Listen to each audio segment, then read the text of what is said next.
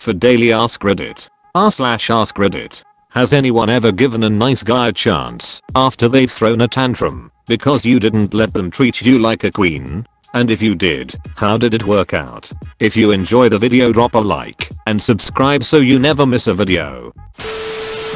I was the nice guy who got turned down for a second date. I said the same bullshit that any nice guy says when that happens, i.e., all women are the same, say they want nice guys, only date assholes, etc. She said well, fine, let's have that second date, but doesn't it make you feel weird to have to convince someone to date you?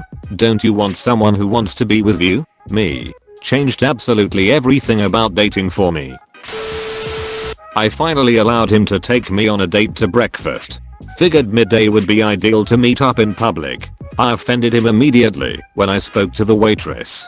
I said, "We have two," when she asked how many we had. He insisted that she was asking him, not me, and I emasculated him in public. I laughed it off as a joke. I grew up with all brothers. Surely, he was trying to be funny. We sat down. The waitress asked for our order. I gave her mine. He groaned and asked her to come back in a second. He told me proper protocol was for me to discuss what I wanted to eat with him, allow him to make the decision, and he was supposed to relay that to the waitress, not me. I told him he was crazy and left.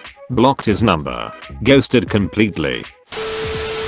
My wife did while she was in college. He had constant low self-esteem which annoyed her. He also loved making fun of other people. Sounds like he was just a toxic guy. When she broke up with him, he wrote a suicide note naming her as a reason and showed up on campus with a gun. Fortunately nothing happened. He got some therapy and wasn't allowed back at the school.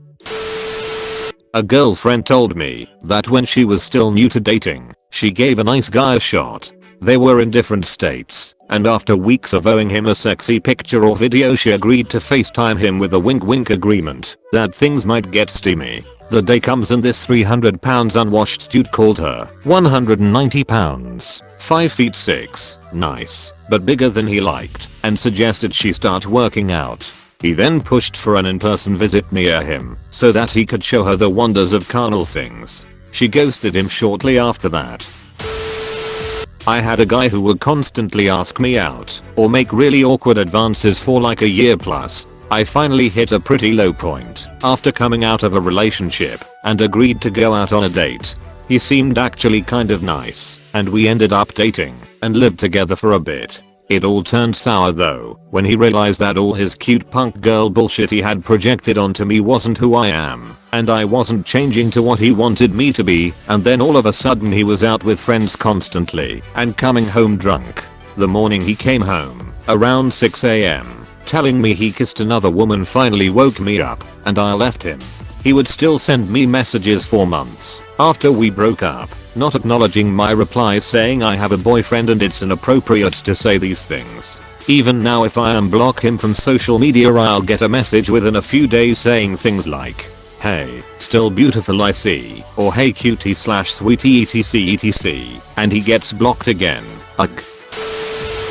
My sister did. She is a hairstylist, and one of her clients was very aggressive about asking her out. He repeatedly bought flowers, concert tickets, and other gifts which he brought to her at work, and she said no each time because he seemed a little off. He got in a car accident and was really badly injured, and she felt sorry for him, so she went out with him finally. They dated a few months before breaking up. I don't know the exact reason why, but after that he started stalking her. It's been over 5 years since then, and he is still keeping tabs on her. She's reported him to the police multiple times, has a restraining order, and has blocked him on FB/everywhere else, but every few months he finds a way to contact her. So if you get weird vibes from someone, don't give them a chance or you might end up with a lifelong stalker like my sister has. I dated a nice guy for 3 years. First he did treat me like a queen. Put me up on a pedestal, flattered me, bought me things. He made me feel really good about myself and more confident. Then, it changed because my confidence was a threat. The name calling started, fights over nothing, insane jealousy. He wore me down until I felt like nothing.